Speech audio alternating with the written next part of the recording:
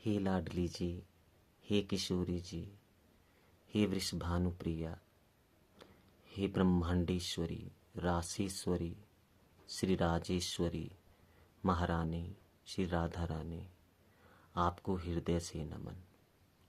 हे राधा रानी, पिछले 15-16 वर्षों से आपके नाम से प्रेम है। हे महारानी, मुझे किसी व्यक्ति विशेष की नज़रों में इज्जत नहीं बनानी। हे किशोरी, मुझे आपकी नज़रों में इज्जत बनानी है। पिछले 4-5 वर्षों से जो मेरे जीवन में हलचल रही, हे राधा रानी मुझे क्षमा करे।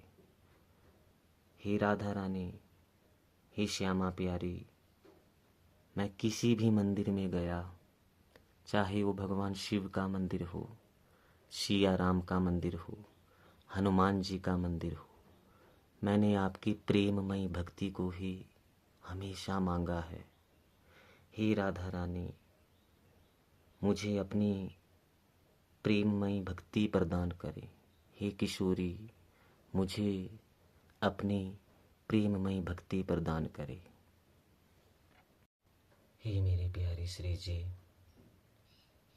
हे रासेश्वरी, राजेश्वरी, ब्रह्मांडेश्वरी, हे लाडली जो, हे महारानी, हे श्री राधा रानी, आपको हृदय से नमन। हे राधा रानी, मेरी वाणी का कोई सामर्थ्य नहीं है कि मैं आपको परिभाषित कर सकूं। शास्त्रों ने, वेदों ने, पुराणों ने आपके विषय में किंचित मात्र ही कहा है। ऐसी किंवदंती है कि सुखदेव मुनि, जिन्होंने राजा परीक्षित को श्रीमद् भागवत महापुराण की कथा सुनाई,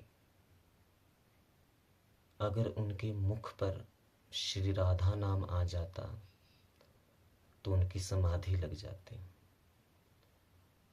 क्योंकि श्री राधा एक रस है। आपको श्रीमद् भागवत महापुराण में श्री राधा का नाम नहीं मिलेगा। यही कारण है कि अगर सुखदेव मुनि श्री राधा का उच्चारण कर देते तो कथा रह जाती। मेरी समझ से श्री राधा जी कौन है?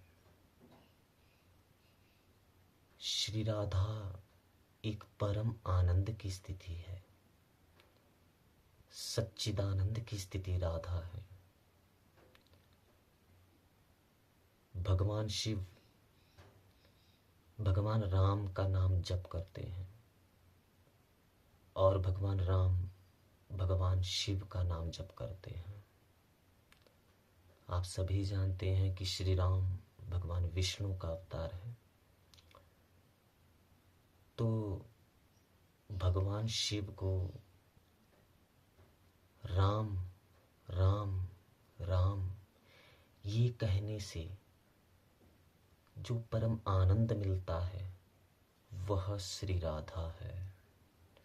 और भगवान विष्णु अर्थात श्री राम को शिव शिव शिव कहने से जिस आनंद की प्राप्ति होती है वो श्री राधा है।